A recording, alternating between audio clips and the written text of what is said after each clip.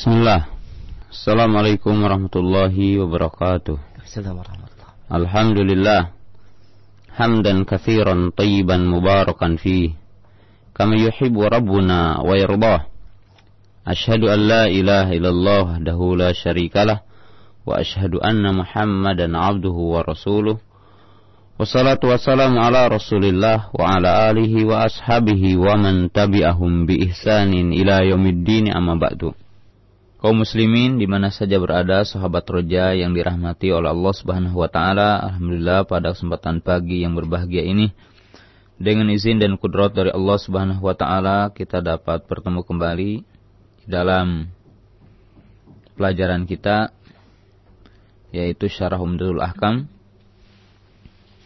Dan pada kesempatan pagi yang berbahagia ini kita masih membahas bab yang berkaitan dengan hukum haid. Dan kita sedang membahas pembahasan yang sangat agung yang berkaitan dengan masalah haid.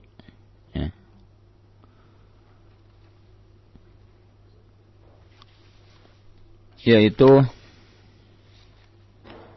at-tawari alal haid. Yaitu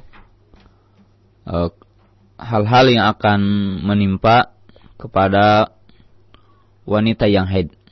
Jadi hal-hal yang akan menimpa kepada wanita yang haid. Di mana kita telah menjelaskan pada pertemuan yang telah lalu bahwa kejadian-kejadian yang akan menimpa kepada wanita yang haid itu adalah sangat banyak Dan dengan itu harus memahami tentang poin-poin ini. Di mana saya telah menjelaskan beberapa hal yang wajib diketahui oleh seorang wanita. Dan secara khusus ini berkaitan dengan apa-apa yang akan menimpa kepada wanita yang haid. Telah dijelaskan pada pertemuan yang telah lalu, yaitu bahwa seseorang wanita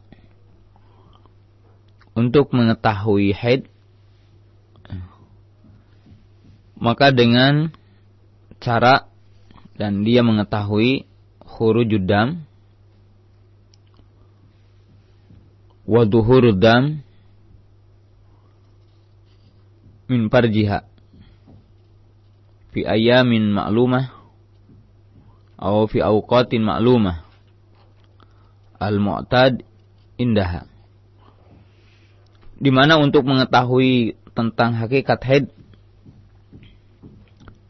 seseorang dengan cara mengetahui keluarnya darah, yaitu dari tempatnya, yaitu dari paradnya, melalui paradnya pada waktu yang telah biasa si wanita tersebut adalah haid. Kemudian di mana seseorang mengetahui dan menghitung itu adalah haid, dan untuk menetapkan itu adalah haid, maka secara kaidah umum kembali kepada dua hal, yaitu al-'adah wa tamyiz. Itu kembali kepada kebiasaan wanita tersebut, di mana si wanita tersebut al-'adah min haisul 'adad wal 'adah min haisu az-zaman.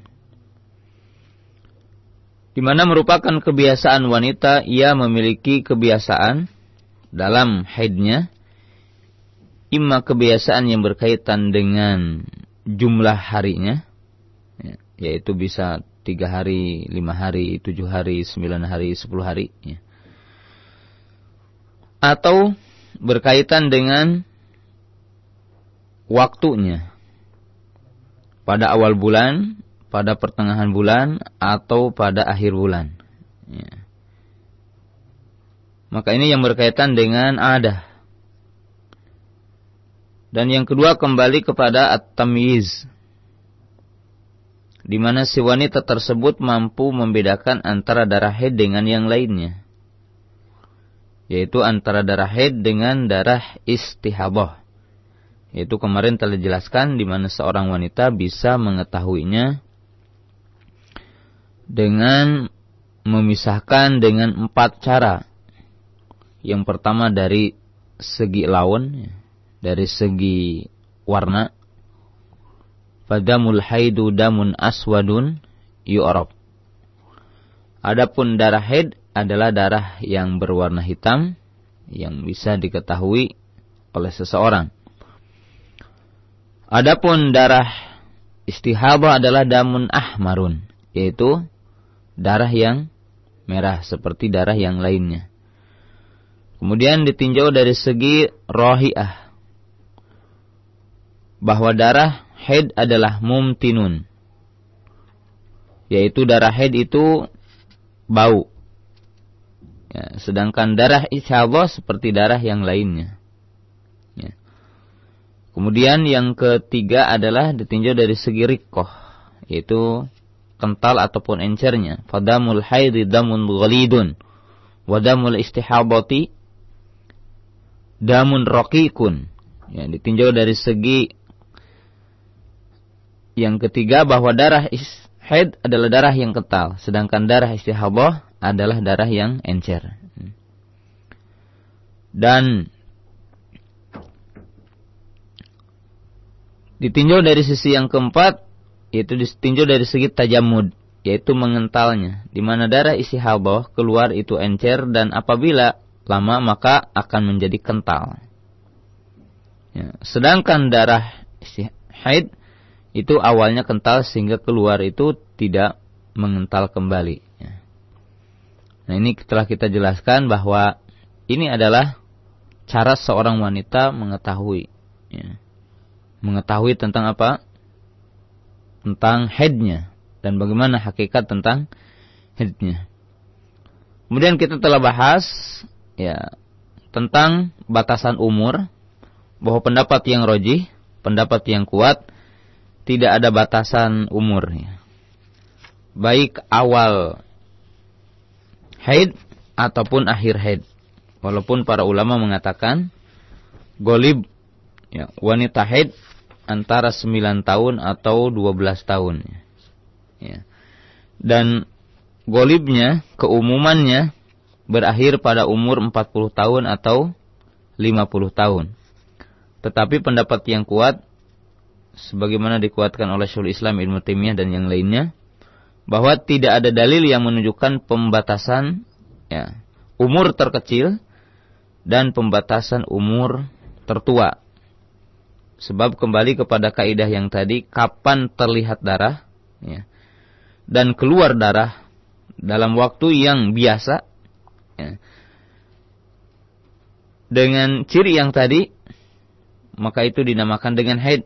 Sebab berdasarkan firman Allah Ta'ala, wa yas'alunaka 'anil mahid qul huwa adza fa'tazilun nisaa fil mahid. Jelas artinya berkaitan dengan haid. Kemudian kaidah umum ya, sebagaimana saya jelaskan, al-hukmu yaduru ma'al illati wujudan wa adaman. Artinya ilahnya itu wujud dam, ilahnya itu adanya darah ya. Kemudian telah kita jelaskan juga ya, bahwa yang berkaitan dengan masalah haid, bahwa wanita yang haid itu kadang-kadang ya adanya perubahan waktu ataupun siklus dalam haid itu. Jadi kadang-kadang menimpa perubahan-perubahan. Yang telah dijelaskan bahwa berubah waktu. Jadi idza taqaddama aw ta'akhkhara, apabila maju ke depan ataupun maju ke belakang. Maka kalau itu tetap dihitung haid dan wanita tetap duduk untuk tidak saum, tidak sholat, tidak jima. Kemudian kita telah jelaskan idza zada aw naqasa. Yani ziyadatun wa naqsun, menambah atau berkurang. Dari kebiasaan, umpamanya biasanya 5 hari tiba-tiba menjadi 7 hari. Ya, ataupun menjadi 9 hari. Maka telah kita jelaskan bahwa apabila bertambah dari kebiasaan, maka yang selebihnya itu dianggap darah istihadah. dan tidak dianggap darah haid, sehingga apabila telah berulang sampai 3 kali, dengan itu telah berubah waktu haidnya menjadi 9 hari umpamanya, ataupun menjadi 8 hari. Maka apabila telah berulang 3 kali, maka berarti telah berubah ya, adahnya, sehingga ia akan menghitung 8 hari. Kemudian apabila berkurang, maka apabila berkurang biasanya 8 hari, lalu tiba-tiba bersih pada hari yang ke-7 dan tidak melihat darah lagi, melihat ciri suci, ya, maka itu jelas ya, bahwasanya di situ si wanita berhenti dari haidnya, wajib atasnya mandi, kemudian sholat, kemudian saum apabila dalam masa waktu saum, dan boleh suaminya untuk menjimanya. Nah, ini apabila idana qasad. Kemudian kemarin telah dijelaskan idan qata'at thumma adat. Apabila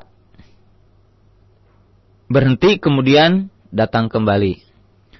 Dan ini yang dimaksud dalam jenis ini, berhenti dalam waktu yang lama. Ya, seperti berhenti 2 hari, 3 hari, kemudian datang kembali. Maka ini telah saya jelaskan ada 2 jenis. Yaitu apabila kembali pada hari yang ia, atau di luar hari-hari yang biasa dia haid. Di mana telah saya jelaskan kebiasaan wanita tersebut haidnya 7 hari. Ya. Lalu berhenti pada hari yang ke-4, dia melihat suci, ya, maka dia wajib mandi, wajib sholat, wajib saum, boleh jima. Tiba-tiba pada hari yang ke-9 datang lagi darahnya. Jadi datang lagi darahnya. Maka dikala itu si wanita tersebut tidak menghitung haid, tetapi itu adalah sebagai darah istihadah. Sebab dalam hadis yang ada dalam kitab ini, yaitu Rasul memerintahkan, walakin da'is sholata qadra kunti tahidina fiha. Artinya tinggalkan sholat itu pada ukuran kamu biasa haid. Artinya ini kan udah keluar dari kebiasaan haid, maka tidak dihitung haid. Maka ini yang pertama. Sedangkan yang kedua, apabila ia keluar darah haid kembali setelah berhenti pada hari yang ia biasa haid. Ya, umpamanya tadi seorang wanita biasa haid 9 hari. Pada hari yang ke-4 berhenti haidnya itu, dia melihat alamat suci. Jadi ia melihat apa? Alamat suci. Jadi dia melihat alamat suci. Nah. Lalu kembali lagi pada hari yang ke-7. Maka di sini secara otomatis si wanita tersebut menghitung haid. Ya. Kenapa? Sebab masih pada hari ia suka haid, yaitu yaumil adah, pada hari kebiasaan dia haid. Maka atasnya untuk menghitung haid. Jadi apabila kembali pada hari yang dia biasa haid. Nah, kemudian yang terakhir dan ini yang paling sulit ya. Idza tara al-mar'atu yauman daman wa yauman niqaan. Apabila seorang wanita itu melihat darah 1 hari, kemudian dia melihat suci 1 kali, 1 hari besoknya. Jadi yaum ba'da yaum. Jadi sehari, kemudian besoknya lagi. Ya. Jadi dia melihat besoknya lagi. Bagaimana? Maka para ulama membagi kepada 2 bentuk dalam poin ini. Apabila ini adalah min adatiha, yakni in kana hadal amru min adatiha, apabila perkara ini adalah merupakan kebiasaannya, jadi dia kalau haid itu begini, sehari haid, sehari suci itu, suci betul-betul, dan dia melihat alamat tuhur.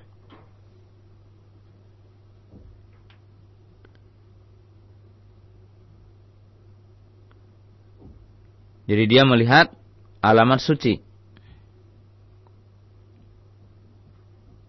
Jadi seperti begini setiap waktu, kalau haidnya seperti ini.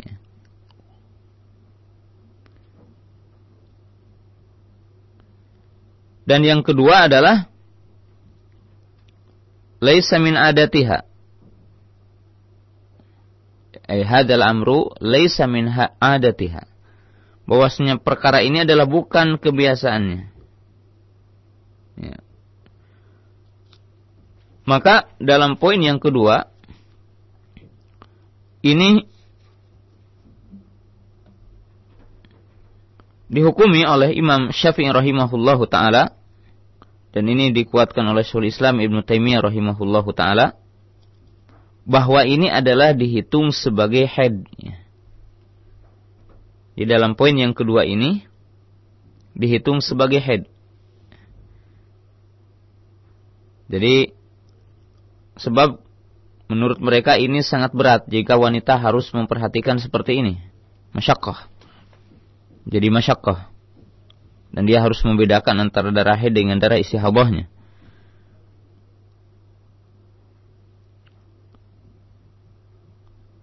Dan akan memberatkan kepada wanita tersebut.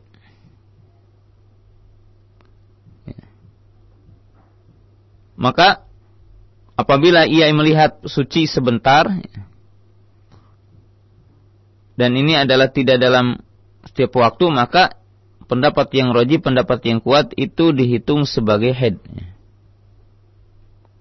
Jadi dihitung sebagai haid. Karena ini akan memberatkan kepada wanita tersebut. Dia akan memberatkan kepada wanita tersebut. Tetapi apabila dalam jenis yang pertama, jadi jenis yang pertama, apabila ia itu biasa haidnya seperti itu, satu hari dia melihat suci, satu hari dia melihat darah.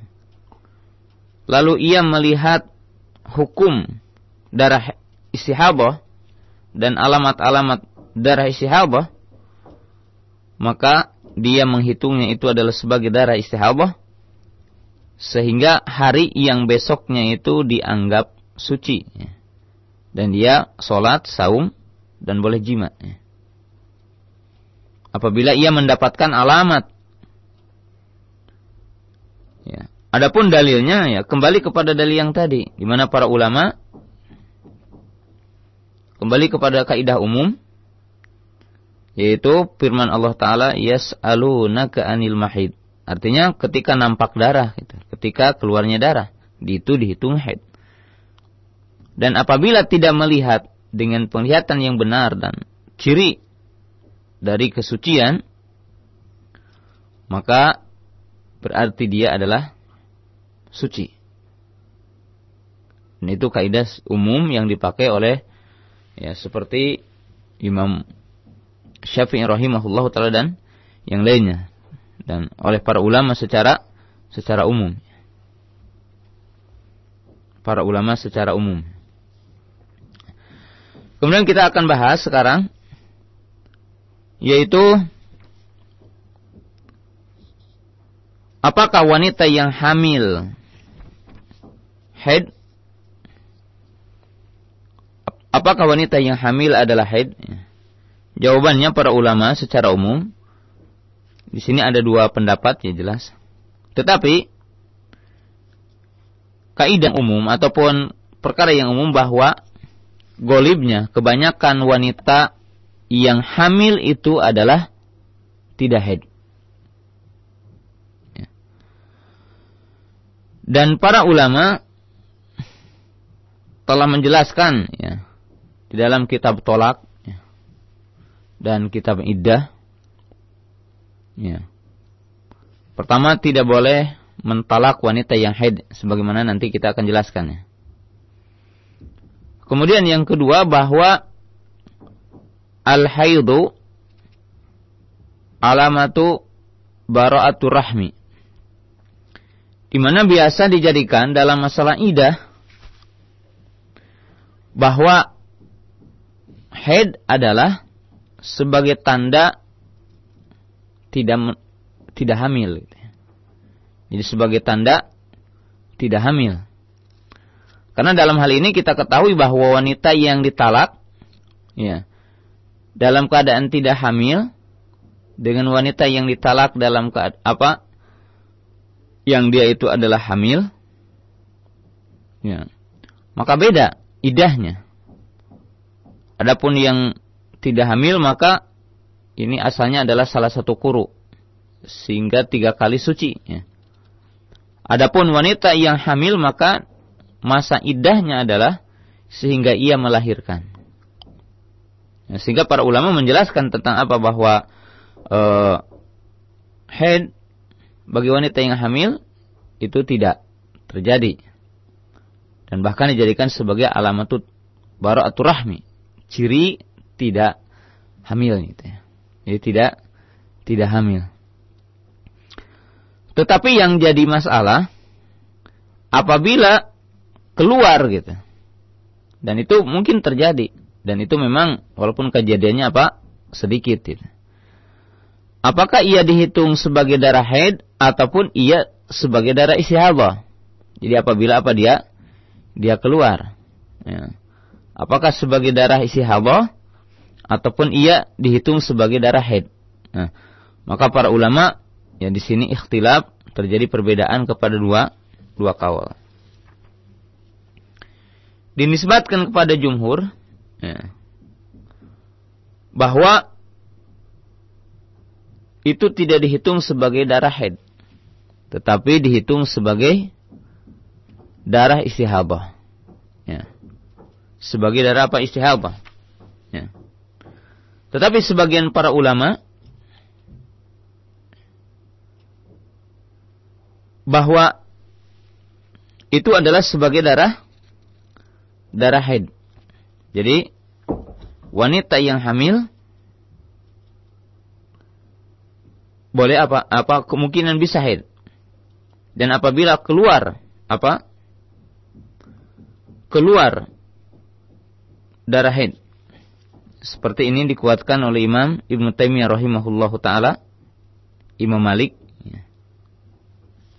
dan dinisbatkan juga kepada Imam Syafi'i.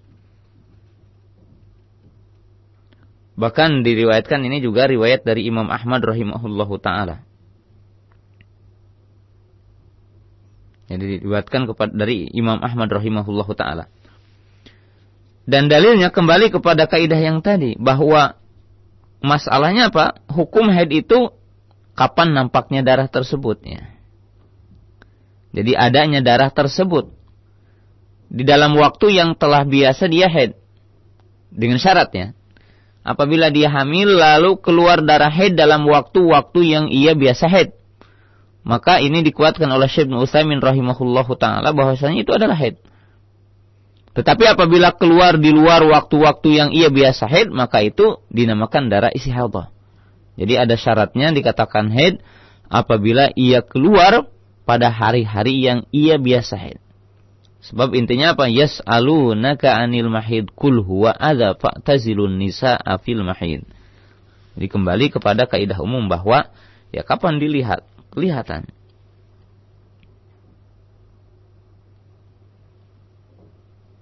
Dan ini dalil umum, ya. Dalil umum. Jadi apakah wanita yang hamil mungkin haid? Maka jawabannya adalah mungkin. Dan apabila keluar maka ia dihitung sebagai darah Sebagai darah haid.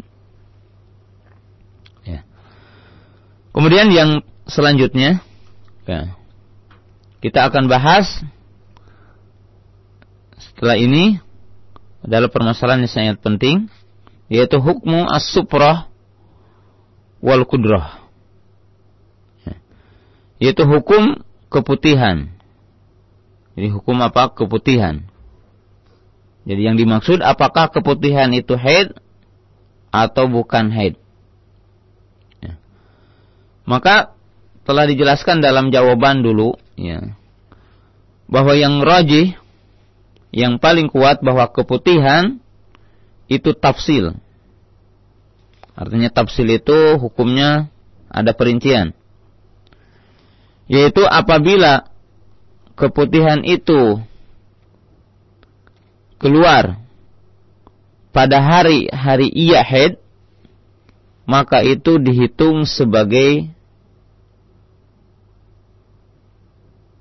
darah haid.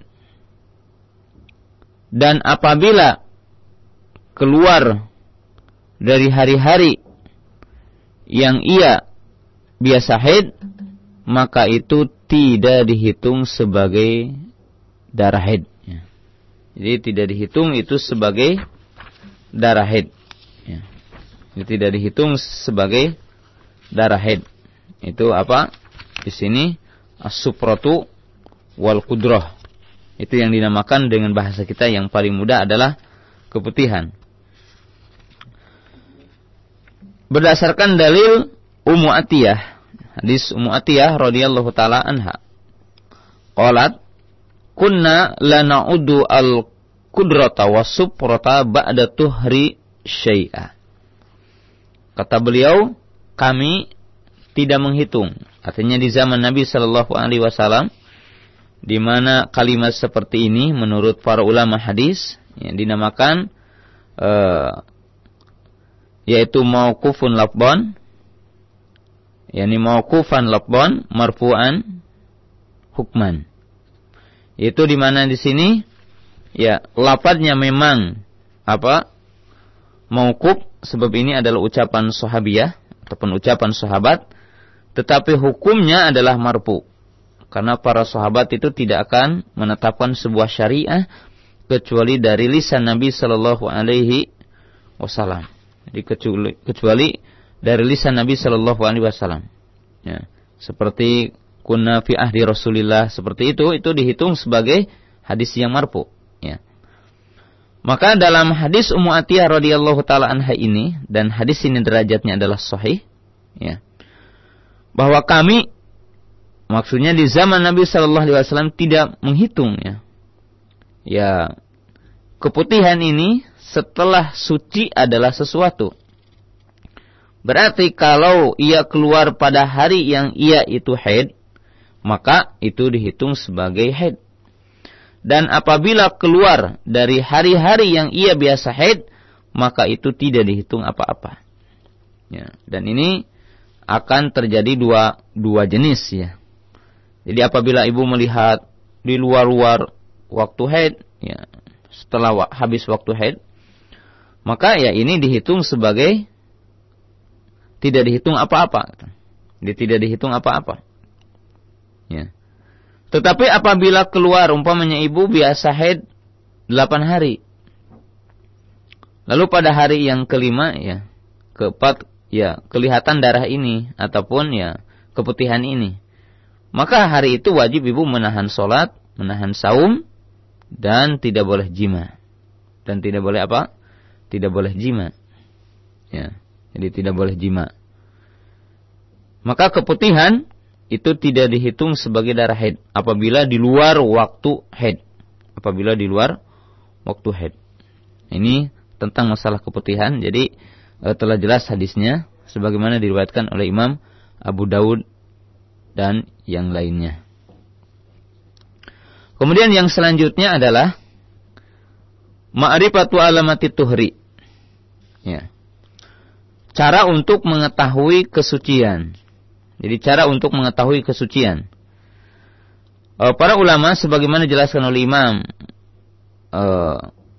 Malik rahimahullah ta'ala dan yang lainnya, bahwa cara untuk mengetahui kesucian itu ada dua.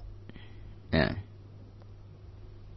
Jadi cara untuk mengetahui kesucian, artinya sucinya seorang wanita dari haid dengan dua perkara. Imma antara al-qissata bayda, imma si wanita tersebut melihat al-qissah bayda, yaitu ma'un abyad yadfa'uhu rahim indan qita'il haid, yaitu darah air yang bening putih yang keluar dari rahim ketika berhentinya haid. Ya. Adapun yang kedua bil jufuf, yaitu dengan keringnya. Itu dengan apa? Dengan keringnya. Dan telah dinyatakan dalam hadis yang sahih, ya, ketika para wanita datang ke Aisyah radhiyallahu taala anha, ya, bahwasanya para wanita mengadu kepada Aisyah radhiyallahu taala anha tentang suaminya yang mereka menunggu untuk jima. Maka Aisyah radhiyallahu taala anha berkata kepada para wanita itu, la ta'jalna hatta taraynal qissatal bayda. Wahai kaum wanita, wahai kaum ibu, janganlah engkau tergesa-gesa sehingga engkau benar-benar melihat qissatal bayda. Ini qissatal bayda.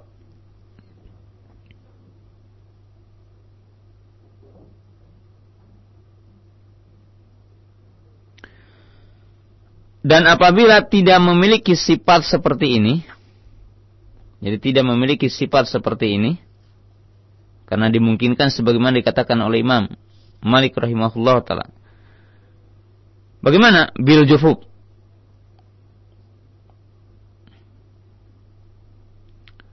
Yaitu di mana seorang wanita itu hendaklah ia antabu ala farjiha hirqatan,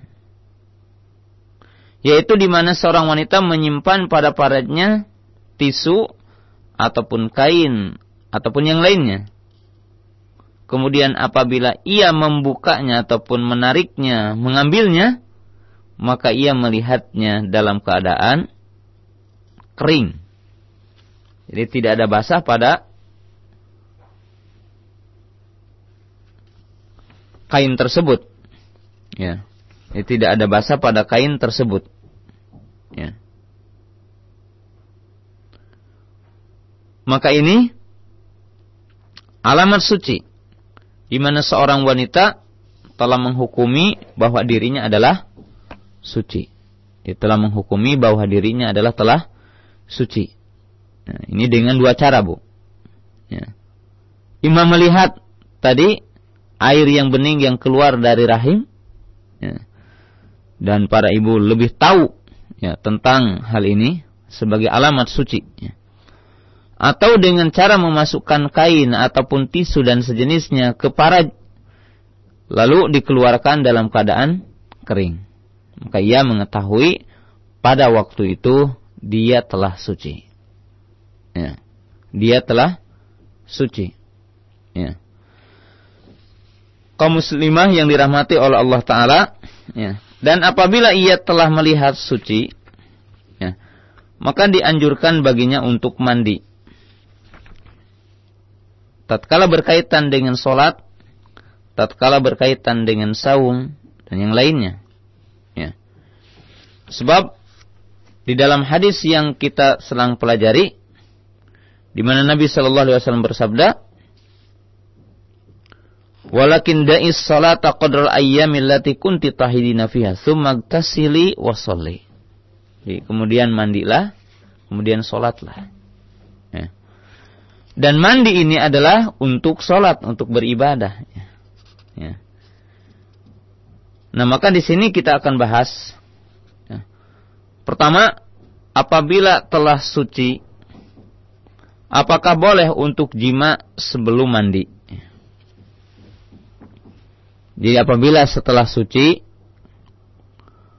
bolehkah berjima sebelum mandi? Jadi bolehkah berjima sebelum mandi? Nah, ini permasalahan. Jadi bolehkah dia berjima sebelum mandi? Maka di sini pendapat yang rajih, pendapat yang kuat, karena di sini ada dua pendapat, bahwa yang rajih adalah tidak boleh jima sehingga ia mandi. Jadi si wanita tersebut apa? Mandi. Ya. Di mana Allah Ta'ala berfirman, wala taqrabuhunna hatta yatuhurna. Wala taqrabuhunna hatta yatuhurna. Dan janganlah kalian mendekatinya sehingga suci. Dan di sini makna hatta yathurna juga bimana hatta yagtasilna. Sehingga mereka itu adalah apa? Mandi. Ya, sehingga mereka itu adalah mandi. Dan ini adalah pendapat yang kuat. Artinya bahwa tidak boleh menjima apabila ia belum mandi. Sehingga ia apa? Mandi. Jadi sehingga ia apa? Mandi. Ya. Jadi sehingga ia mandi. Karena berdasarkan ayat yang tadi, fala taqrabuhunna hatta yathurna. Ya. Dan ini yang dikuatkan oleh banyak ulama, termasuk oleh Imam Syangkiti rahimahullahu taala dan yang lainnya dari para ulama mutaakhirin. Ya.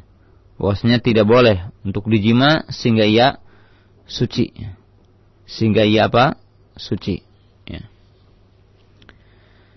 Kemudian di sini para ibu yang dirahmati oleh Allah Subhanahu wa taala, ya. Ada beberapa permasalahan yang sangat penting berkaitan dengan masalah ini. Ya. Masalah yang pertama, ya kedua gitu ya. Apabila ia suci sebelum subuh, ya. Apabila ia suci sebelum subuh, jam 3 dalam bulan puasa, ya. Apakah boleh dia menangguhkan mandinya sehingga datang waktu subuh, ya. Sehingga datang apa? Waktu subuh. Jadi sehingga datang waktu subuh. Sehingga datang waktu subuh. Karena dalam, ya kalau tadi kan jelasnya, fa idza tatahharna fa'tuhunna. Apabila telah bersuci, maka datanglah. Nah, sekarang bagaimana berkaitan dengan kalau dia itu mengakhirkan waktu mandinya sampai datangnya waktu subuh? Jadi sampai datangnya apa waktu? Waktu subuh. Maka pendapat yang benar, ia itu tidak mengapa mengakhirkan mandinya. Rupanya karena ya dia menghidangkan makanan untuk keluarganya, menghidangkan makanan untuk suaminya. Dan dia tidak sempat untuk apa? Untuk mandi terlebih dahulu. Ya, untuk mandi terlebih dahulu. Ya, maka kita ketahui bahwa saum itu tidak berkaitan dengan apa? Dengan syaratnya adalah harus mandi. Berbeda dengan apa? Dengan sholat. Jadi berbeda dengan apa? Dengan sholat. Jadi berbeda dengan sholat. Ya, jadi di sini jelas tidak ada hubungannya. Ya. Tetapi berkaitan dengan jima, ya, berkaitan dengan sholat jelas ya. Karena Nabi sallallahu alaihi wasallam bersabda, "Tsumagtasili wa sholli." Kemudian mandilah dan salatlah. Jadi di sini menunjukkan bahwa apa? Salat itu adalah mesti suci dari hadas. Dan di sini hadas besar yaitu mandi. Kemudian berkaitan dengan jima juga sama. Di sini para ulama melihat dari dua dalil. Di mana di sini ketika Ummu Habibah dan yang lainnya dan termasuk yaitu Fatimah binti Abi Hubeish, ya, ketika bertanya tentang masalah solat dan sebagainya, maka diperintahkan tsumagtasili wa sholli. Kemudian Allah Ta'ala berfirman, fa idza tatahharna fa'tuhunna, ay fa idza tasalna fa'tuhunna. Maka apabila ia mandi, maka datangilah. Apabila ia telah bersuci, maka datangilah. Nah, artinya boleh Anda untuk menjimanya. Adapun sebelum itu tidak boleh. Hanya saja kalau berkaitan dengan saum itu tidak ada perintahnya. Dan saum itu tidak disyaratkan apa? Suci dari hadas kecil ataupun apa?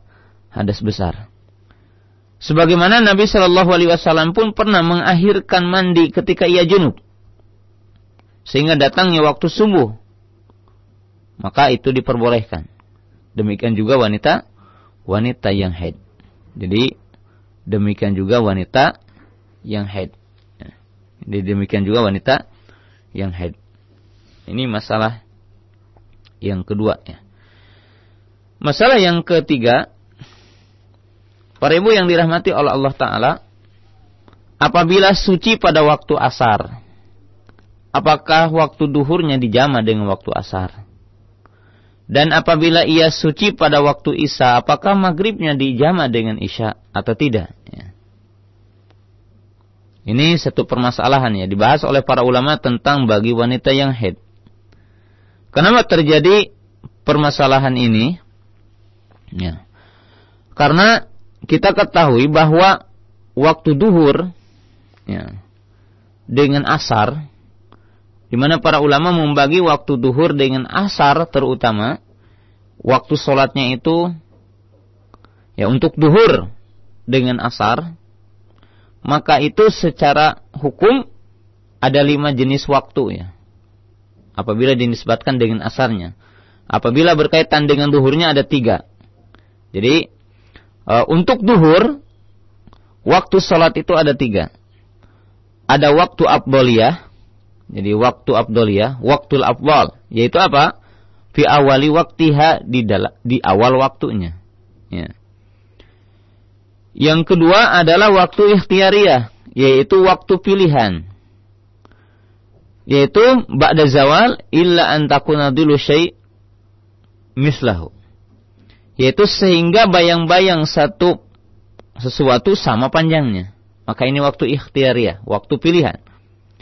Yang ketiga ada waktu idtirariyah, ada waktu yang mutar bagi seorang muslim, yaitu apa?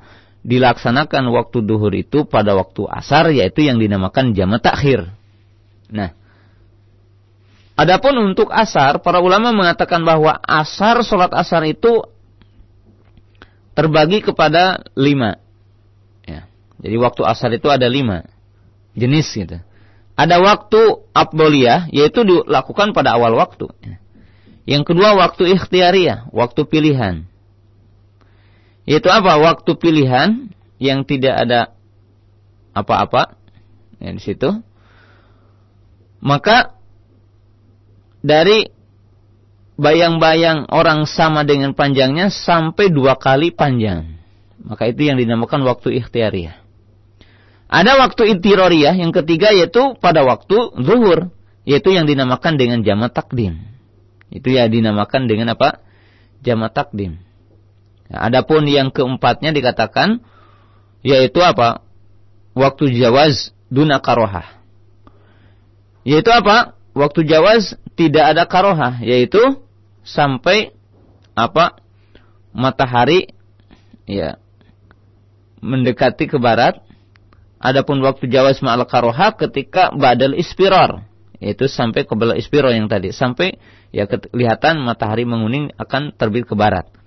Nah, ini disebutkan dalam hadis kan karena ada larangan sholat pada waktu itu. Nah, kaum muslimin yang dirahmati oleh Allah Ta'ala, maka tatkala sholat ini ada waktu idtirariyah. Demikian juga maghrib ada waktu idtirariyah, di mana bisa dilakukan pada waktu isya. Demikian juga waktu isya. Nah, maka para ulama membahas di sini, apabila wanita itu suci pada waktu asar, apakah dianjurkan baginya untuk menjama' waktu zuhur kepada waktu asar? Maka di sini ada 2 kaul. Jadi ada 2 pendapat. Pendapat yang pertama yang mengatakan ya tidak usah dijama'. Ya, tidak usah menjama' duhurnya. Kenapa? Sebab dikatakan waktu duhur telah tiada. Artinya dia tidak memiliki waktu. Ya. Tetapi para ulama yang lain mengatakan enggak, waktu duhur itu yamtad. Artinya memanjang. Untuk waktu idtirariyah kepada waktu apa? Kepada waktu asar. Sehingga dengan itu wanita tersebut dianjurkan untuk menjama dengan waktu apa? Dengan waktu asar gitu. Jadi sampai waktu apa? Sampai waktu asar. Kaum muslimin yang dirahmati oleh Allah Subhanahu wa taala. Ya, maka di sini titik perbedaan para ulama tentang apa? Tentang masalah ini. Ya. Tentang masalah ini. Ya. Maka dalam masalah yang pertama, yaitu berkaitan dengan zuhur kepada asar, Allah alam yang rajih adalah yang mengatakan afdal untuk dijama'. Jadi afdal untuk dijama'. Kenapa? Karena waktu duhur itu ada waktu idtirariyah. Jadi waktu mutar. Dan saya teringat kepada fatwanya Syekhuna Muqbil Ibnu Hadi rahimahullahu ta'ala. Ya, dari fatwanya beliau, karena beliau mengatakan bahwa sesungguhnya untuk duhur ini ada waktu idtirariyah. Jadi ada waktu idtirariyah. Ada waktu mutar. Nah sekarang berkaitan dengan waktu maghrib. Ya. Apabila suci pada waktu isya. Nah cuma yang jadi masalah ini, untuk waktu isya ada perbedaan. Ya. Tentang akhir waktu isya. Jadi artinya apa? Kalau ia itu suci pada waktu pukul 3 malam ataupun mungkin pukul 2 malam dan dia mengetahuinya, jadi bukan karena ia bangun lalu dia mengetahuinya secara pasti bahwa apa? Darahnya berhenti dan dia melihat kesucian. Lalu dia mandi, apakah dia wajib untuk sholat isya dan sholat maghrib? Ya. Maka di sini tergantung pandangannya. Kalau pandangan ia bahwa sholat isya itu adalah akhir waktunya adalah sampai waktu subuh. Karena di sini para ulama berbeda pendapat. Pendapat Imam Syafi'i rahimahullahu ta'ala dan yang lainnya bahwa waktu sholat isya batasannya sampai mendekati waktu sholat subuh. Karena mengambil hadis Jabir tentang malaikat Jibril alaihissalam mengajarkan tentang sholat dan tentang pembatasan bahwa di antara dua sholat itu ya bersatu waktu-waktu sholat itu. Tetapi sebagian para ulama mengatakan sampai waktu pertengahan malam saja. Sebab di dalam hadis tadi dikatakan dalam hadis Abdullah bin Umar, wa waktu sholatil isya ila wastil lail. Adapun waktu sholat isya adalah sampai pertengahan malam. Ya, jadi sampai pertengahan malam. Dan walau alam pendapat yang rajih, pendapat yang kuat bahwa waktu sholat isya sampai tengah malam saja. Jadi sampai tengah malam saja. Maka apabila seseorang wanita melihat suci setelah itu, setelah keluar dari waktu sholat isya, maka ia tidak wajib untuk menjamak sholat isya dengan sholat sholat maghribnya. Tetapi apabila ia melihat darahnya itu berhenti pada waktu sholat isya, nah maka dengan pendapat yang tadi sama bahwa sholat maghribnya adalah dijama'. Artinya disatukan dengan sholat dengan sholat isya. Nah ini permasalahan yang berkaitan dengan wanita yang suci berkaitan dengan sholatnya. Nah kemudian yang selanjutnya berkaitan dengan masalah qadha. Jadi begini permasalahannya. Apabila seorang wanita mengakhirkan sholat duhur umpamanya, ya. Lalu belum sempat sholat, datang haid.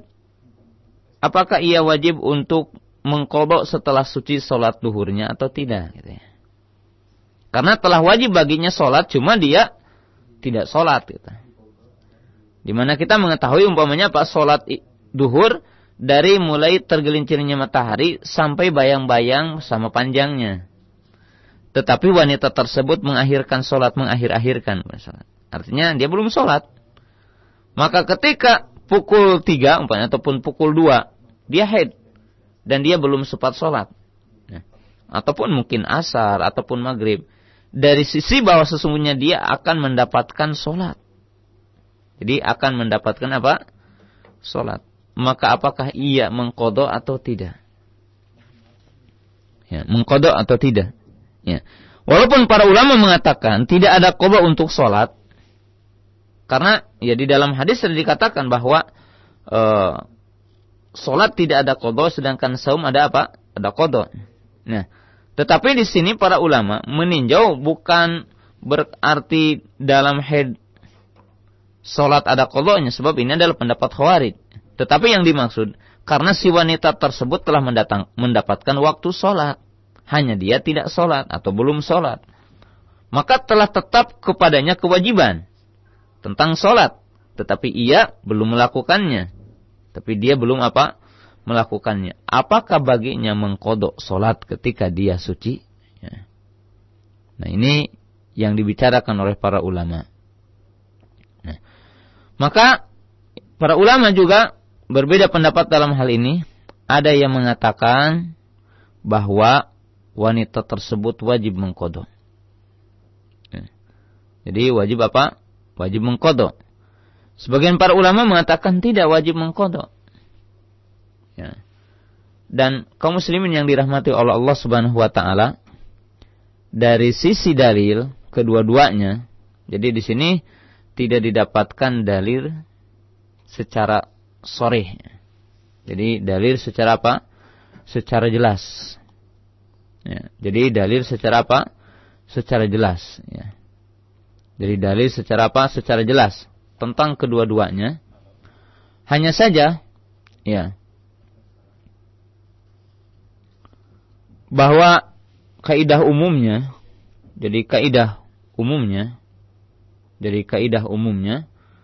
bahwa ya, pertama, setelah datangnya haid, maka telah datang mani penghalang baginya untuk apa? Untuk apa? Untuk sholat. Ya, jadi telah datang waktu penghalang untuk apa? Untuk sholat. Ya. Maka tentunya, ya, dia ketika datang haid, walaupun sholat masih ada, maka tidak boleh kan itu. Tetapi dari tinjau dari sisi sesungguhnya dia itu ada waktu wajib bagi dia, dan dia untuk melaksanakan sholat, tapi belum sholat, maka di situ ada sisi kewajiban baginya. Maka para ulama berpendapat dengan itu, maka baginya adalah sholat dan untuk mengqadha apa yang ditinggalkannya. Jadi mengqadha apa yang ditinggalkannya. Jadi apa yang ditinggalkannya. Ya. Dan wallahu alam, ya, untuk kehati-hatian, ya, bagi seorang wanita, ya, dibolehkan baginya adalah untuk mengqadha salatnya. Jadi untuk mengqadha salatnya. Kenapa? Karena baginya telah wajib salat. Ya. Jadi telah wajib salat. Ya.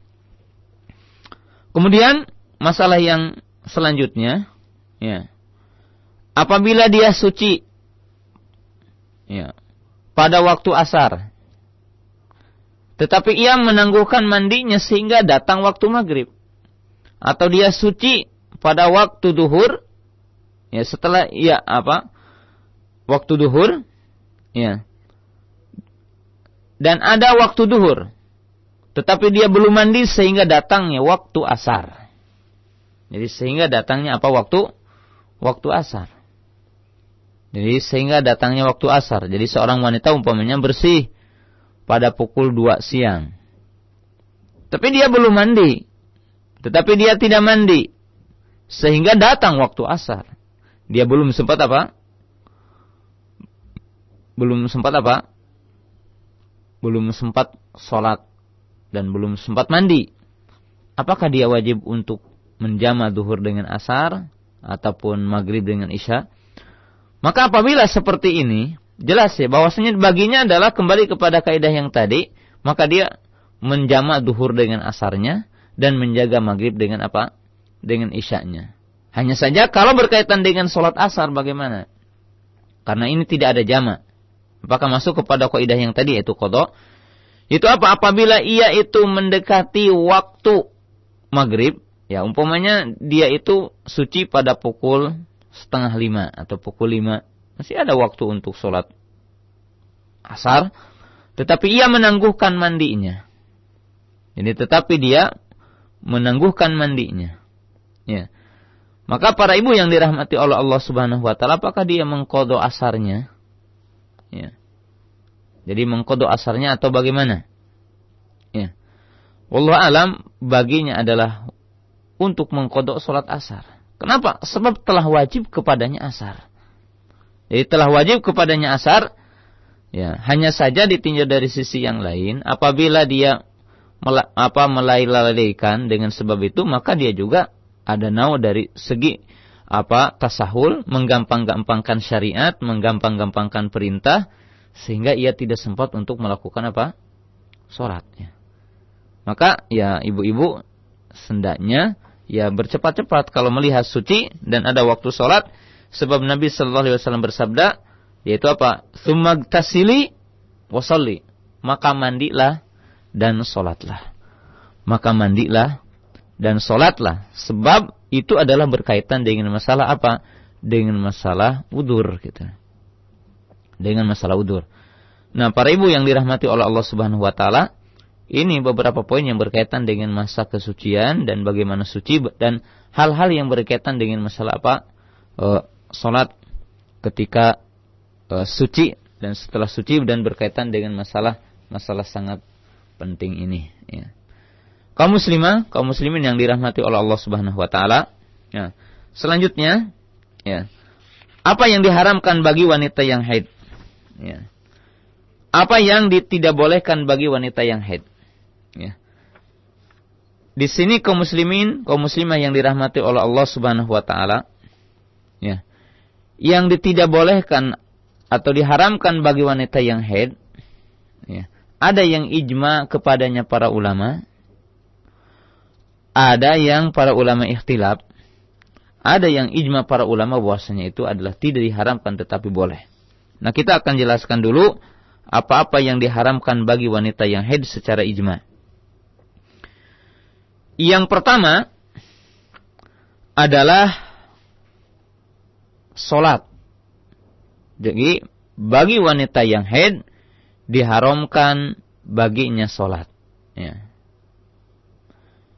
Sebab Nabi sallallahu alaihi wasallam bersabda, "Pada is-salata qadra kunti tahidina fiha."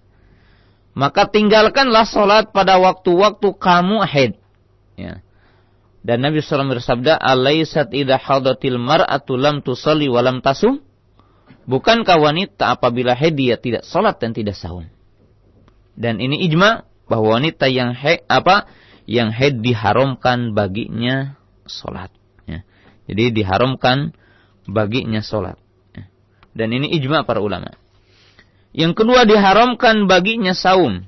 Jadi yang kedua diharamkan baginya saum. Jadi diharamkan baginya saum. Dan ini pun ijma para ulama bahwa tadi dijelaskan dalam hadis yang sahih, alaysat idza hadatil mar'atu lam tusalli wa lam tasum. Bukankah wanita apabila haid maka dia tidak salat dan tidak saum. Maka ini ijma ya. Ijma. Kemudian yang ketiga adalah tidak boleh jima.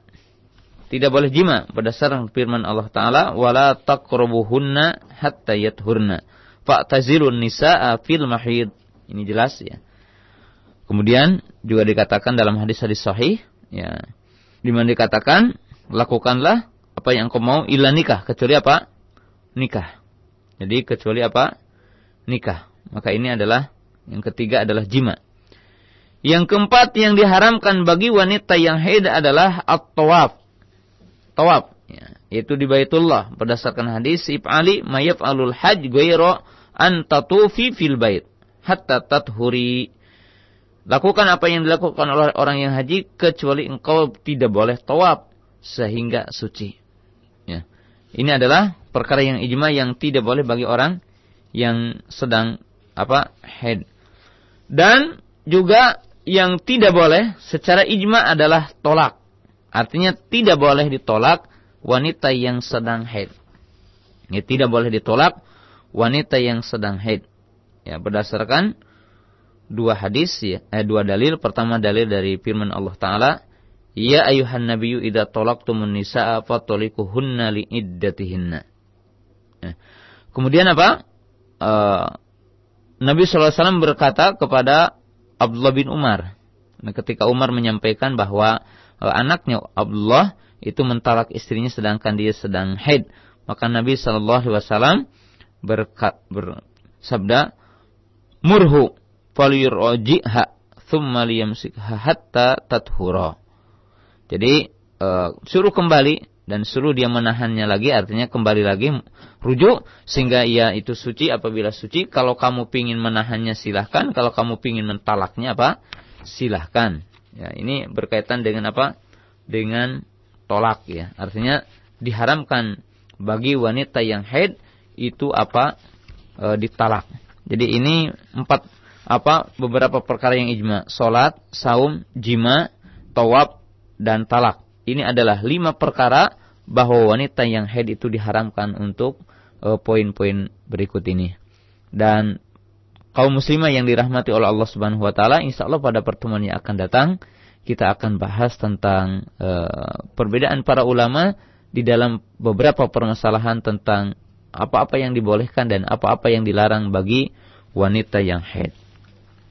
Nah, demikian ikhwatal Islam, sebuah pembahasan yang sangat menarik dan sangat penting dari pembahasan bab haid, kitab Syarah Umdatul Ahkam yang disampaikan oleh Al-Ustaz Abu Qatadah hafizahullah taala pada kesempatan pagi menjelang siang hari ini. Selanjutnya kita membuka sesi tanya jawab. Kami yang angkat untuk yang pertama. Assalamualaikum. Waalaikumsalam. Ya, silakan. Dari mana Ibu? Ibu Siti Palmerah. Silakan Ibu. Saya mau tanya ya, mungkin pertanyaan banyak, belum bisa mewakili yang lain ya Pak ya. Iya. Pertama ya, kan tadi Pak Ustadz bilang cepat-cepatlah bersuci kalau sudah menemukan suci ya.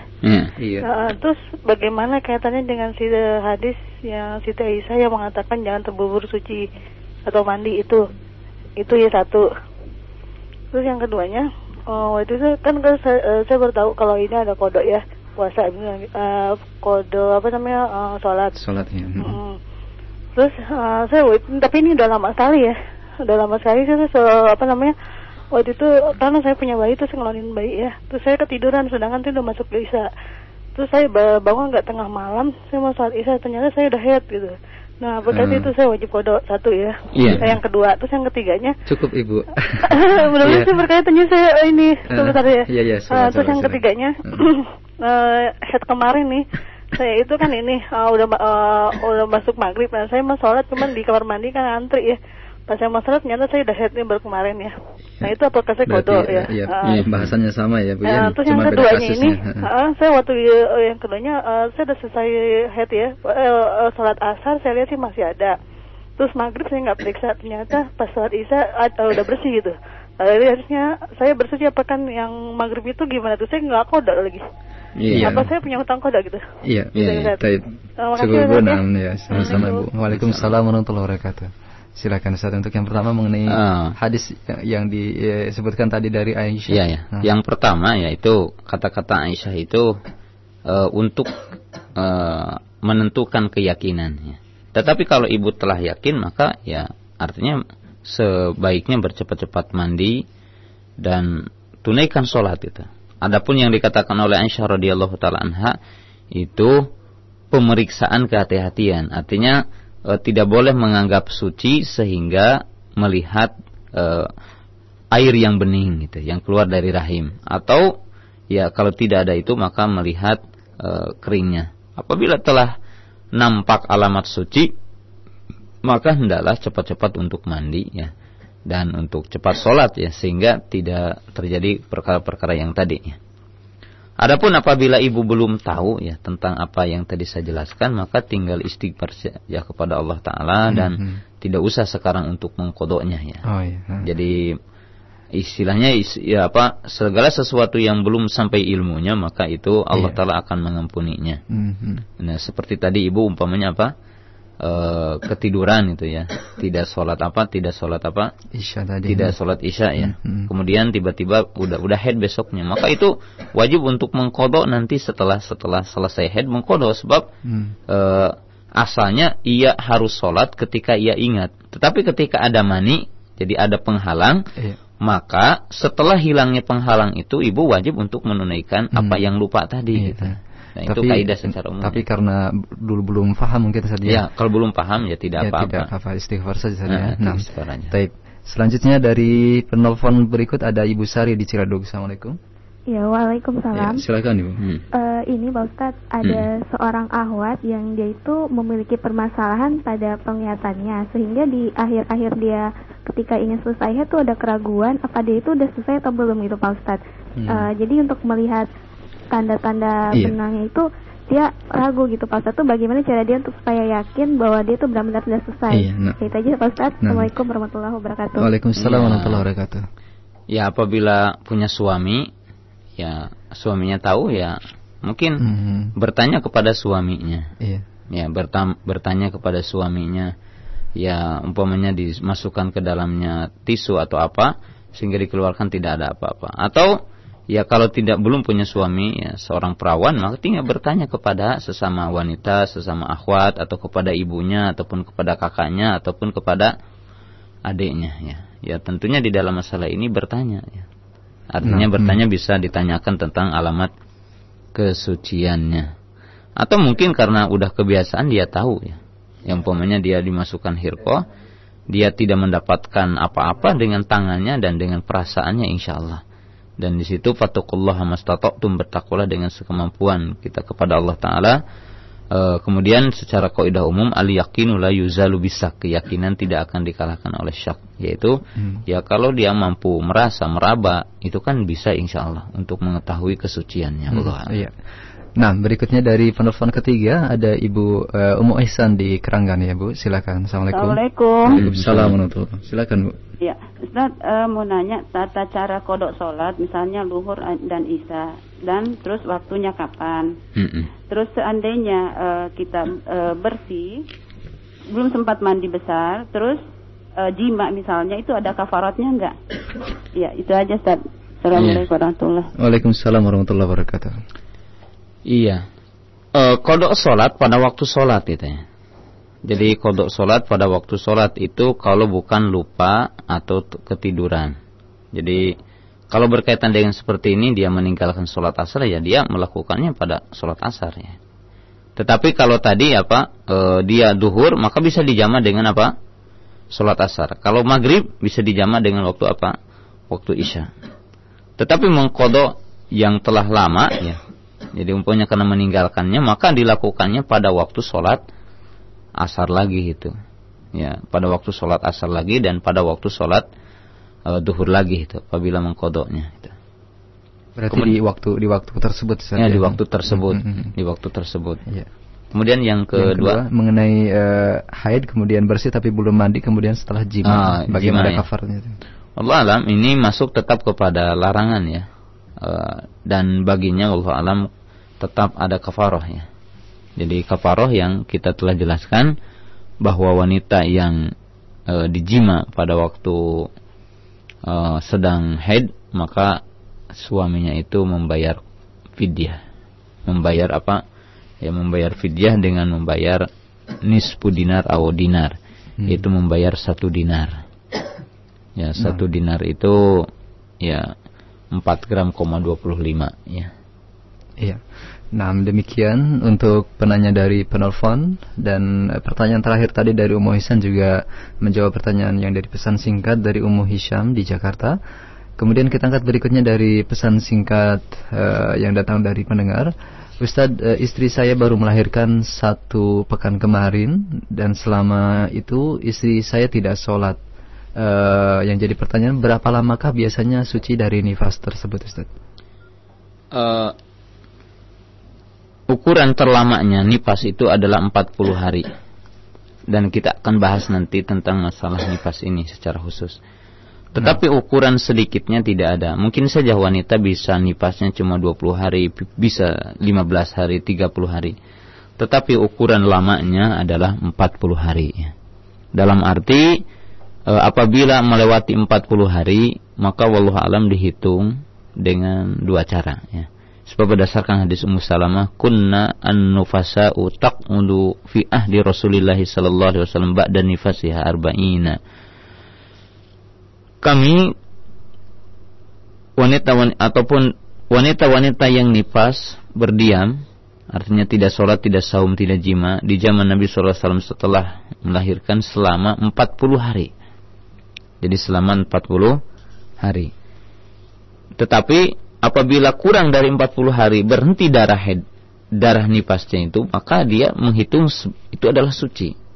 Jadi umpamanya setelah 15 hari tidak ada darah lagi ya, bersih dengan ciri-ciri yang tadi kesucian, maka dia sholat, dia saum, dia boleh jima.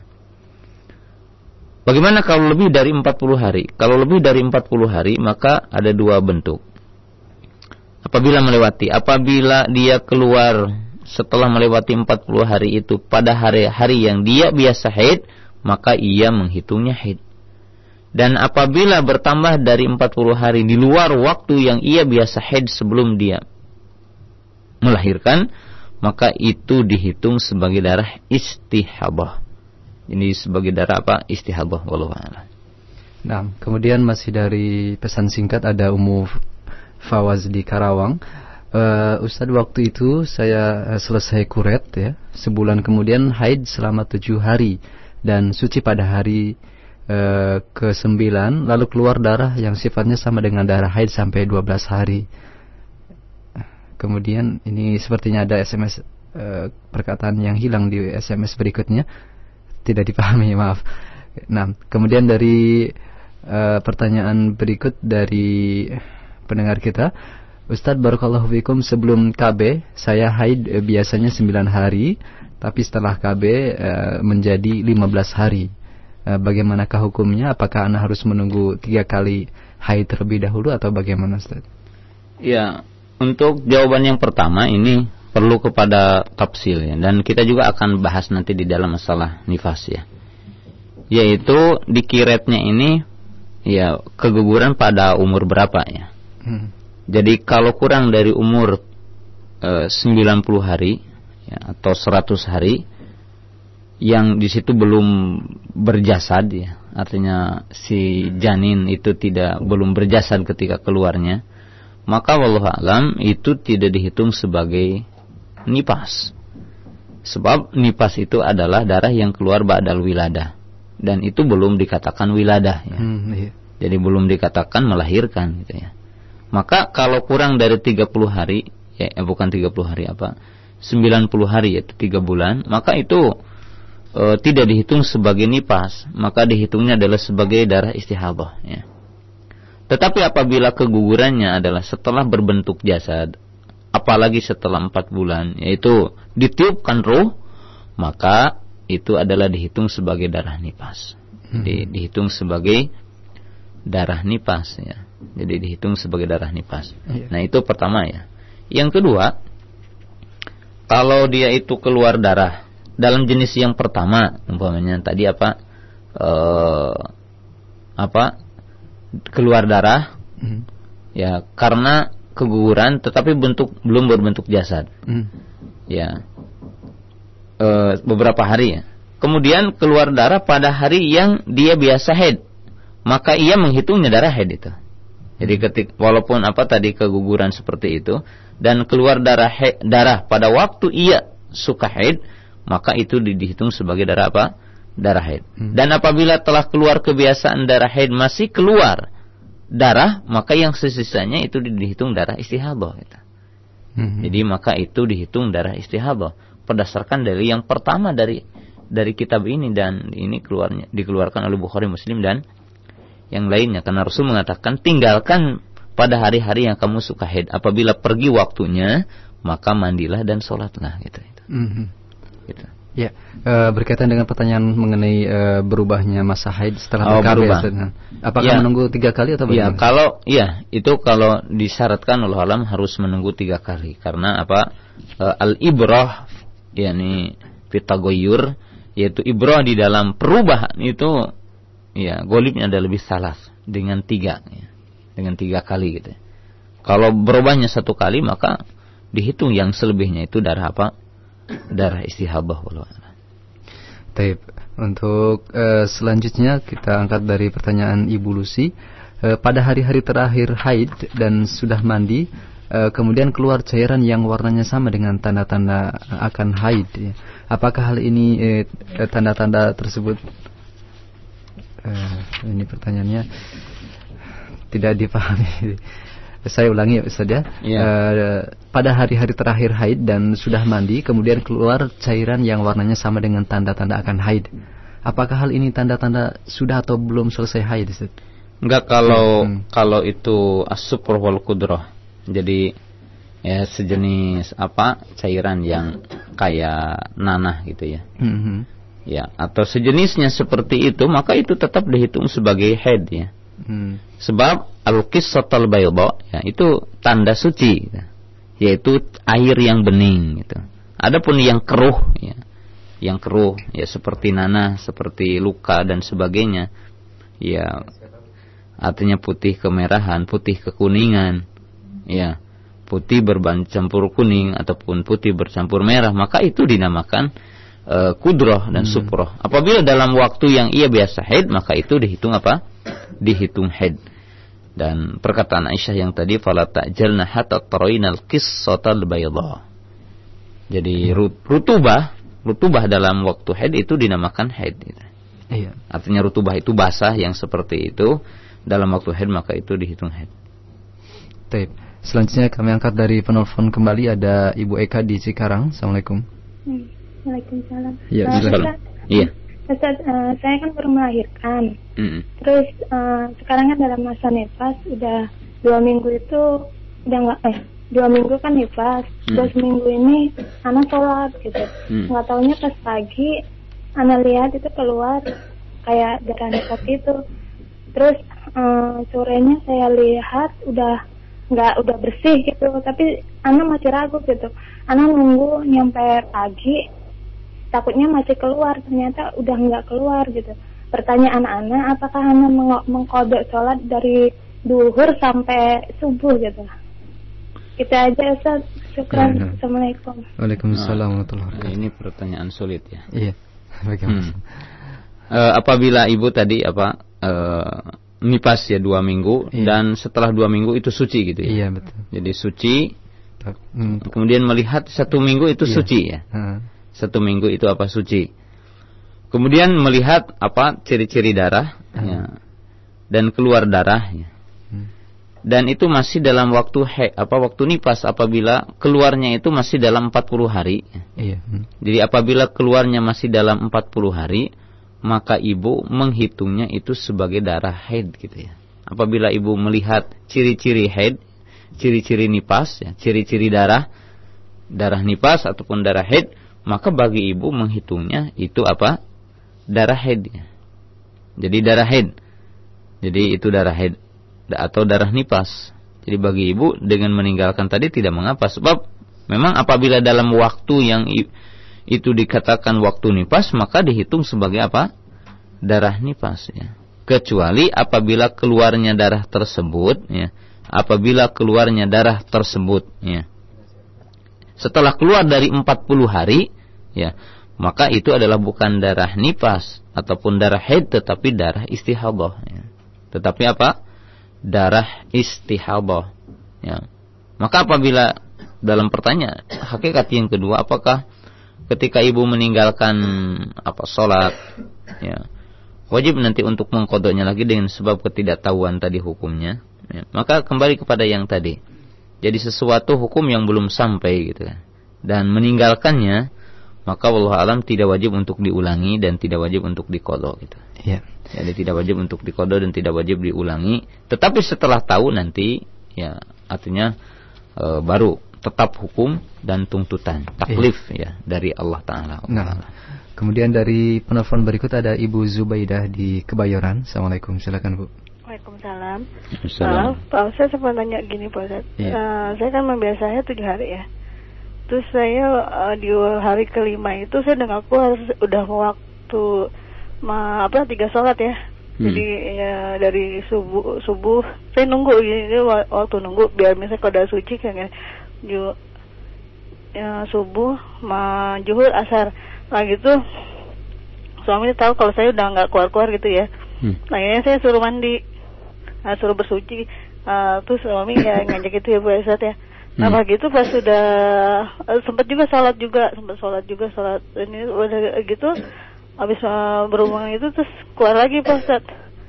Ya itu yang saya mau tanya, apakah itu masih head ya? Nah, ibu tadi headnya biasanya berapa hari? 3 hari. 3 hari. 7. Oh, 7 hari. 7 hari. Kemudian 5 hari itu udah 3 waktu sholat udah nggak keluar. Itu sama suami suruh bersuci kan ya. Terus pada hari keberapa keluar lagi? Hari enggak, setelah waktu habis sholat lagi terus keluar lagi. Oh gitu. Ya. Terus gimana hubungan saya sama suami saya itu? Iya. Terus apa itu masih darah haid atau gimana? Iya. Iya, cukup Ibu. Ya. Waalaikumsalam warahmatullahi wabarakatuh. Jadi peristiwa ibu itu sama dengan para wanita yang datang kepada Aisyah radhiyallahu taala anha. Iya. Jadi artinya ketika melihat seperti itu, maka ya tadi ibu tidak boleh istijal gitu. Jadi ibu tidak boleh istijal, tidak boleh tergesa-gesa. Jadi bisa mengatakan sabarlah suamiku gitu. Artinya tidak boleh tergesa-gesa gitu. Sehingga melihat salah satu di antara dua tanda itu gitu ya. Jadi salah satu di antara dua tanda tersebut ya. Kata Aisyah radhiyallahu taala anha, "Fala ta'jalna hatta tarainal qissatal bayadha." Maka janganlah engkau atau kalian itu tergesa-gesa sehingga betul-betul melihat air yang bening itu. Atau dengan cara yang kedua memasukkan hirqah, memasukkan tisu ataupun kain ataupun apa saja dan dikeluarkan dalam keadaan kering ya. Nah, kalau ibu tadi ya itu termasuk tergesa-gesa ya. Nah, kemudian ya melakukan jima ya tidak boleh. Tetapi karena ibu belum tahu atau itu maka ya artinya yang telah lalu kita beristighfar saja kepada Allah Ta'ala. Dan dengan tahu ini maka ya berikan pengertian bahwa kepada suami apabila dalam waktu ibu masih haid gitu, kebiasaan haid 7 hari, maka jangan tergesa-gesa. Jadi jangan tergesa-gesa sehingga betul melihat tanda kesucian ya. Jadi jangan tergesa-gesa sehingga lihat tanda apa? Kesucian. Iya. Berikutnya kami angkat dari pertanyaan penelpon. Ada Ummu Dinda di Cempaka Putih. Assalamualaikum. Waalaikumsalam. Silakan Ibu. Assalamualaikum Ustaz. Waalaikumsalam. Ini Ana mau nanya Ustaz. Saya tuh biasa mesnya kan 10 hari Ustaz. Nah pada waktu hari ke-7 itu saya sudah selesai. Saya lihat dengan hari keberapa Ibu hari tadi? ke-7. Nah, hari ke-7 itu udah saya pakai tisu gitu ya. Ternyata udah bersih. Kemudian saya tunggu sampai duhur saya baru mandi untuk bersuci. Sampai duhur itu sudah ada tanda-tanda mens lagi gitu. Terus saya bersuci. Kemudian waktu 2 hari berikutnya itu saya tuh iseng-iseng itu saya lihat lagi dengan tisu, tapi bukan berupa cairan ya Ustaz ya, tapi seperti kayak apa ya Ustaz, lendir tapi yang kering, lendirnya tuh kering, warnanya itu seperti putih telur gitu Ustaz. Itu haid saya tuh udah putus atau belum Ustaz? Iya. Terus sama ini tuh waktu itu saya nggak ngulangi untuk bersuci lagi. Jadi saya sholat terus Ustaz. Gimana itu hukumnya Ustaz? Jazakallah Ustaz. Assalamualaikum. Waalaikumsalam warahmatullahi wabarakatuh.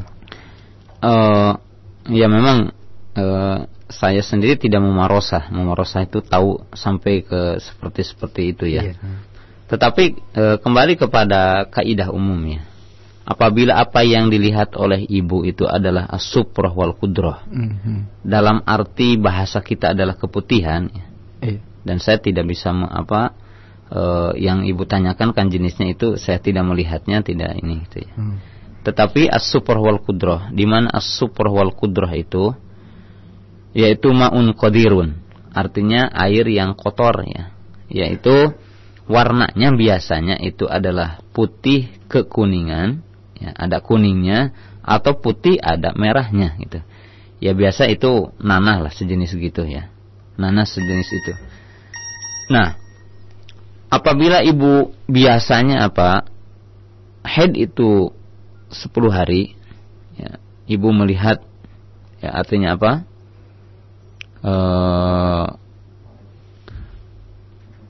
ibu suka haid 10 hari dan melihat suprah dan kudrah, artinya melihat keputihan pada hari-hari itu. Dan ibu tadi awalnya pada hari ke-7 telah melihat, tetapi pada hari yang ke-9 dan ke-10-nya melihat suprah dan kudrah. Maka pendapat yang benar itu adalah dihitung haid, Bu.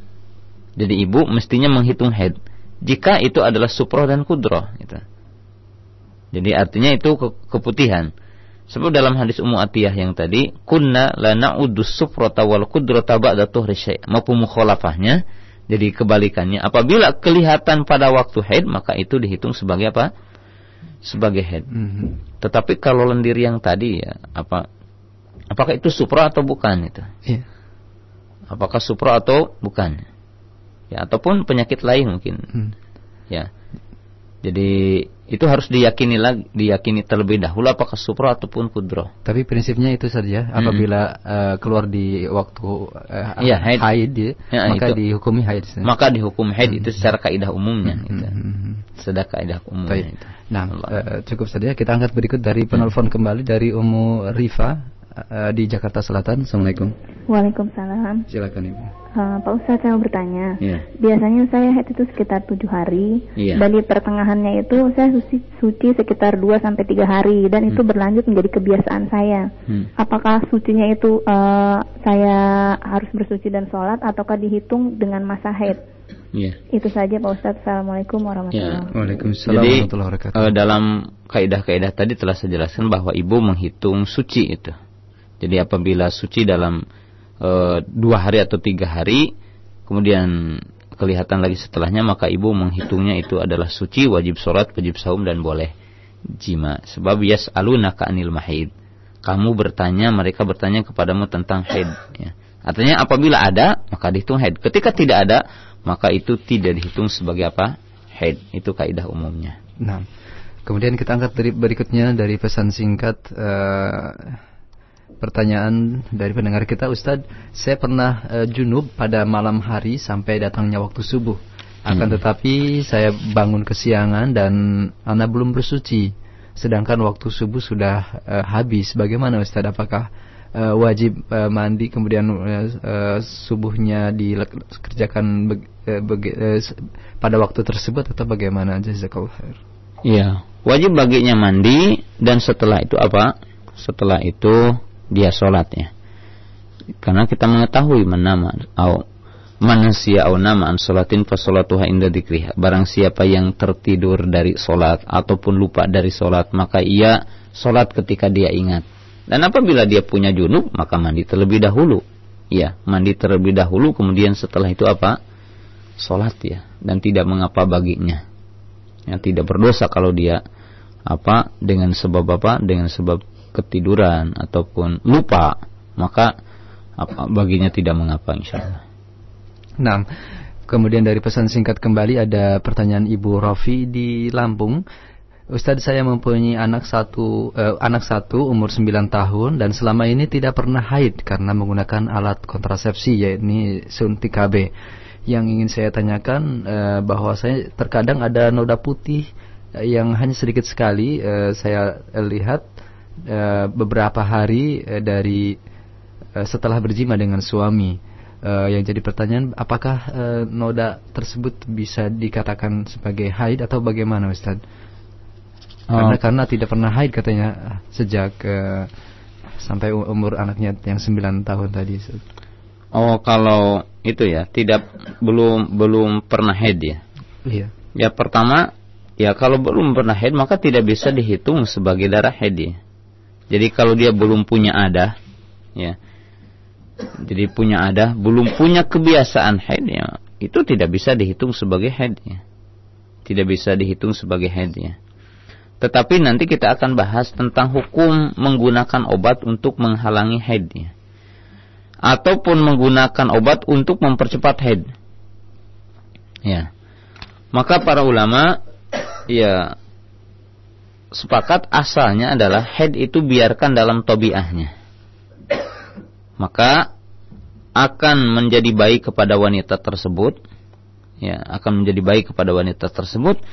Dan sesungguhnya haid ini adalah sesuatu yang Allah Ta'ala takdirkan kepada kaum wanita. Dan di sini adalah menerima apa yang menimpa kepada kaum wanita. Ya. Dan mesti kaum wanita menyadari dan itu adalah merupakan takdir yang Allah Ta'ala telah tetapkan. Tetapi, bolehkah menggunakan obat untuk menahan haid atau mempercepat haid? Jadi sekarang umpamanya biasanya haid di akhir waktu, ya, tetapi karena kita akan umroh umpamanya gitu ya, maka ya dipercepatlah gitu. Karena umpamanya umrohnya maunya tanggal 15 ke sana umpamanya. Ya tiba-tiba seseorang itu ya dipercepat ya haidnya ke depan itu dengan menggunakan obat. Atau mungkin ya ditahan ketika karena dia akan umroh ataupun haji, maka ditahan dengan obat agar dia itu ditangguhkan haidnya. Maka para ulama mengatakan jaiz bisalasati syurut. Jadi boleh tetapi dengan 3 syarat ya menggunakan obat itu. Pertama, apabila punya suami biizni zaujiha, dengan izin dari suaminya. Ya, sebab kalau mempercepat haid ya tanpa izin suaminya, nanti suaminya terhalangi ya untuk dia mengajak jima, dan ini tentunya ya tidak baik sama suaminya. Yang kedua, tidak adanya madharat ya. Jadi tidak mencelakakan wanita tersebut ya. Sebab obat ini ya namanya obat ya. Itu apa? Bisa mempengaruhi sisi lain ya. Dan yang ketiga, ba'da istibsar at-tabib al-mawthuq ya, man indahu ilm wa tujrubah, yaitu bertanya setelah istibsar, setelah kita meminta penjelasan kepada dokter. Jadi bertanya ya, tentang jenis obatnya, apakah akan memadaratkan saya atau tidak, yang dipercaya yang ini gitu ya. Ini 3 syarat yang disebutkan oleh para ulama dengan dalil wala tulqu bi aidikum ila tahluka. La dirara wala dirar. Ya. Jadi ini tidak boleh asalnya ya menggunakan obat baik untuk mempercepat haid ataupun untuk menahan haidnya, kecuali adanya hajah. Jadi bisa dikatakan 4 syarat ataupun dikatakan 3 syarat. Jadi 4 syarat itu ditambahkan tadi, yaitu dibutuhkan itu. Indahu hajah atau indaha hajah, baginya ada kebutuhan. Adapun tidak ada kebutuhan, buat apa kok diberhentikannya. Sebab itu adalah tabi'ah, dan itu akan akan menjadikan sehat wanita tersebut ya. Akan menjadikan sehat wanita tersebut. Wallahu a'lam. Baik. Masih dari pesan singkat ada pertanyaan berikut. Ustadz, saya adalah wanita yang ditolak oleh suami dalam keadaan haid 1 tahun yang lalu. Yang jadi pertanyaan, apakah talak itu sah? Dan bahkan mantan suami tidak menemui saya secara langsung hingga saat ini. Ya, talak tersebut tidak sah ya. Itu dinamakan talaqu bid'i. Jadi talak tersebut adalah talak yang tidak sah, dan itu dinamakan dengan talak bid'i. Artinya talak yang hukumnya bid'ah ya. Maka ya belum sah talak tersebut ya. Berarti belum jatuh talak. Belum jatuh talak. Belum jatuh talak. Kemudian solusinya bagaimana? Mungkin suaminya harus menghubungi kembali atau bagaimana? Iya, harus menghubungi sekali. Apakah setelah suci itu mentalaknya atau bagaimana, kan harus jelas ya. Karena dia harus rujuk dulu, kemudian setelah suci baru mentalaknya ataupun kembali lagi. Sebagaimana dalam ayat yang tadi, dalam hadis yang tadi. Iya. Baik. Kemudian pertanyaan dari pesan singkat kembali.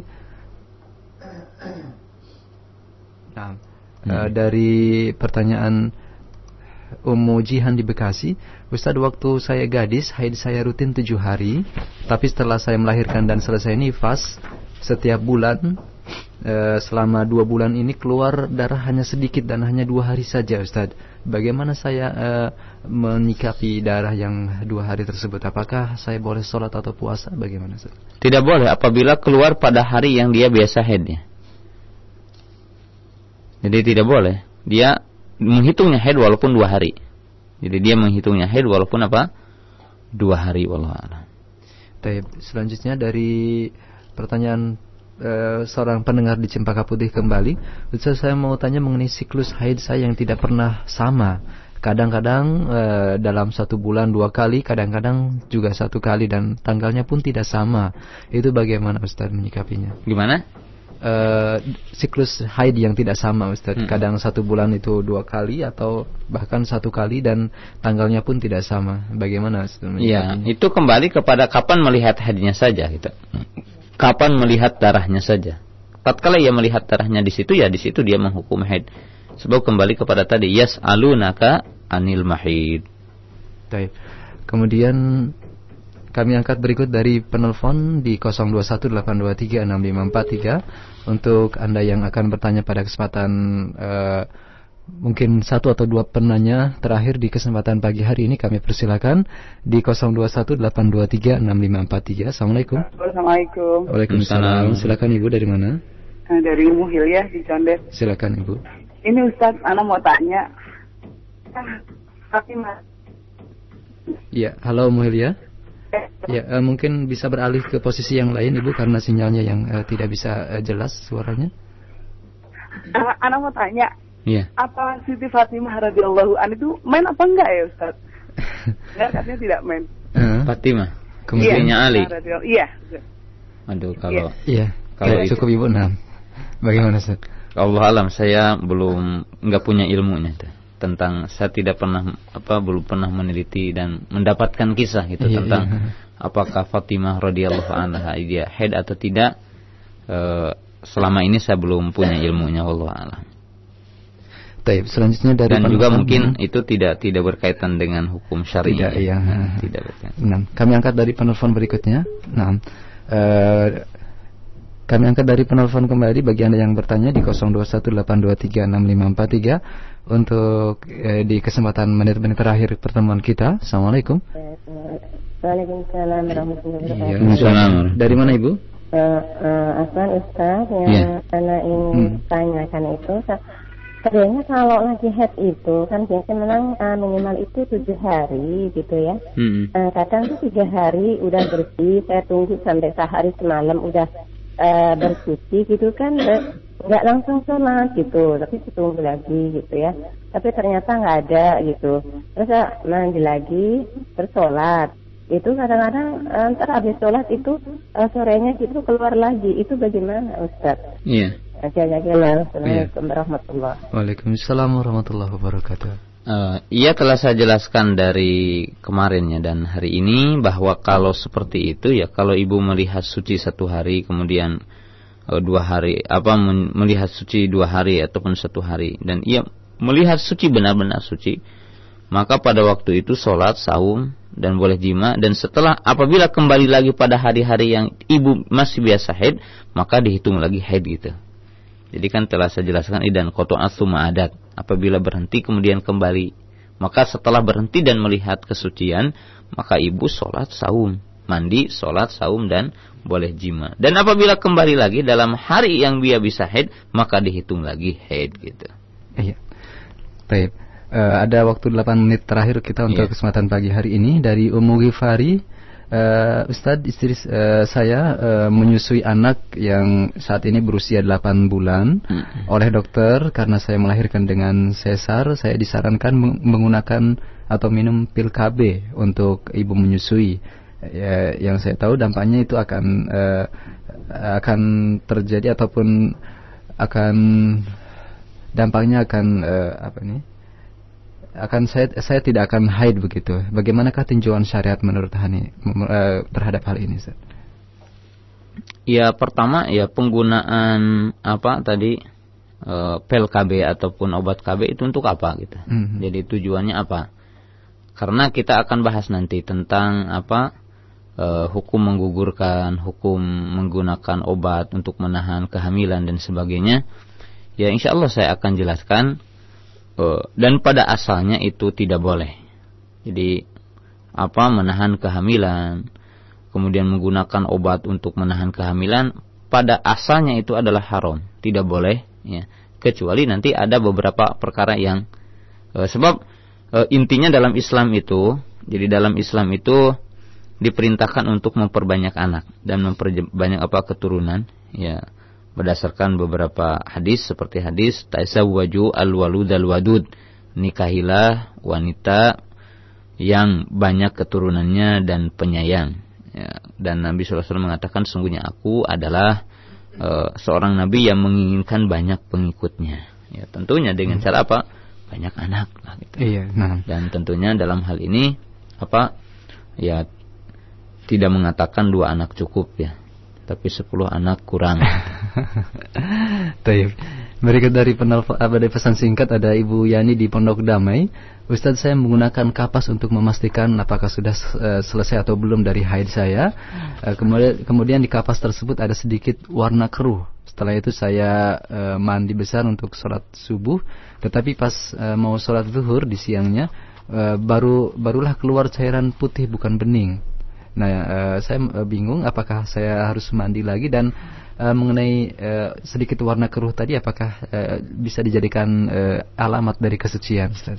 Ya, alamat keruh tadi ya, itu kalau itu kan tidak boleh, itu masih dikatakan as-sufrah wal qudrah ya. Itu adalah keputihan dan waktu haid, maka itu ibu tidak boleh menganggap itu suci. Menganggap itu suci. Jadi tadi belum suci. Dan ketika ibu telah melihat alamat suci, jadi sholat ibu yang tadi itu salah sholatnya. Mestinya ibu masih belum sholat. Jadi tidak boleh sholat tadi, sebab belum. Karena kan syaratnya apa? Melihat cairan yang putih ataupun keringnya, tidak ada apa-apa gitu ya, si kain tersebut. Dan ibu tentunya mandi lagi nanti. Jadi pas duhur itu mandi lagi insyaallah. Kemudian untuk itu cukup istighfar saja sudah, karena belum ada ilmunya ya. Nah, kemudian dari pesan singkat kembali, Ustaz, apakah hukum mandi janabah menggunakan air hangat, Ustaz? Karena terkadang waktu pagi itu saya menggunakan air hangat karena kedinginan. Bagaimana, Ustaz? At-tatahhur bima'il musakhan jaizun. Jadi bersuci dengan air yang dipanaskan itu adalah boleh menurut keumuman ayat, yaitu wa anzalna minas samai ma'an tahura, dan kami turunkan dari langit air yang suci. Dan di sini masih termasuk kepada air ya. Dan para sahabat juga ya melakukan hal itu. Hanya saja Imam Ahmad menyebutkan sebagaimana dinukil oleh Imam Ibnu Qudamah dalam kitabnya Al-Mughni, bahwa Imam Ahmad atau ulama Hanabilah mensyaratkan yang mampu menggunakannya air tersebut yang hangat itu, dari sisi bisa mengalirkan air ke anggota badan.